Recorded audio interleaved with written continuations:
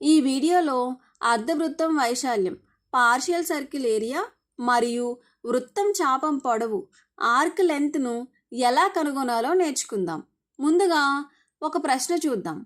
క్రింద ఇచ్చిన అర్ధవృత్తం యొక్క వైశాల్యాన్ని కనుగొనండి. పై యొక్క ఖచ్చితమైన విలువను ఉపయోగించి సమాధానం ఇవ్వండి, లేదా పై = 3.14గా తీసుకొని దశాంశ రూపంలో సమాధానం ఇవ్వండి.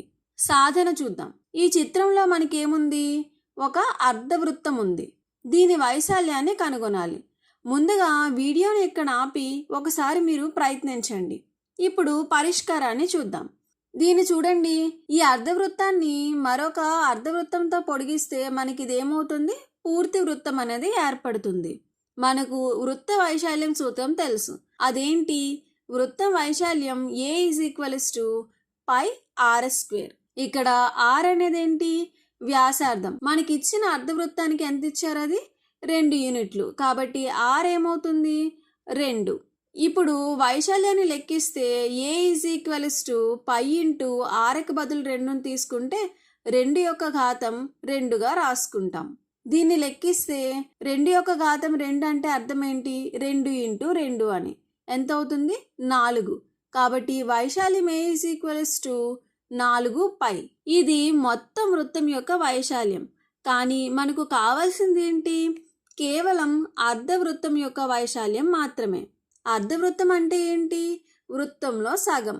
కాబట్టి ఇక్కడ మనకు వచ్చిన వృత్తం వైశాల్యం 4πని 2తో భాగిద్దాం.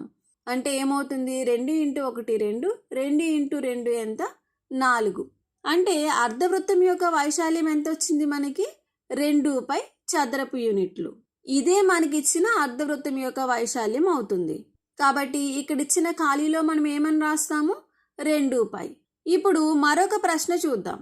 ఈసారి మనం వృత్తం చాపం పొడవును కనుగొనాలి, అంటే ఆర్క్ లెంత్. సాధన చూద్దాం. ఈ చాపం మొత్తం వృత్తంలో 3/4 వంతు ఉంది. కాబట్టి ముందుగా మొత్తం వృత్తం యొక్క చుట్టుకొలతను కనుగొందాం. వృత్తం చుట్టుకొలత సూత్రం ఏంటి? C = 2πr. ఇక్కడ r అనేది వ్యాసార్థం. మనకిచ్చిన చిత్రంలో వ్యాసార్థం ఎంత ఇచ్చారు? 4 యూనిట్లు. కాబట్టి ఈ వ్యాసార్థాన్ని చుట్టుకొలత సూత్రంలో ప్రతిక్షేపిస్తే ఎంత వస్తుంది మనకి? = 2π × 4 8π చదరపు యూనిట్లు. ఇది మనకి మొత్తం వృత్తం యొక్క చుట్టుకొలత. కానీ మనకు కావాల్సింది దానిలో 3/4 భాగం మాత్రమే. అందువల్ల వృత్త చాపం పొడవు ఏమవుతుంది? 3/4 × 8π. దీన్ని లెక్కిస్తే 4 × 1 4, 4 × 2 ఎంత? 8 3 × 2 6. కాబట్టి 6π చదరపు యూనిట్లు అనేది వృత్తం చాపం పొడవు అవుతుంది. దీన్ని మనం ఇంకొక విధంగా కూడా ఆలోచించవచ్చు. ఇక్కడ 8π అనేది మొత్తం వృత్తం యొక్క చుట్టుకొలత. ఈ 8πలో 1/4 వంతు అంటే ఎంత అవుతుంది? 2π. అలాంటివి మనకి మొత్తం ఎన్ని భాగాలు ఉన్నాయి? 3 భాగాలు ఉన్నాయి. కాబట్టి 3 × 2π అంటే ఎంత? 6π. మనకి మరలా అదే సమాధానం వచ్చింది.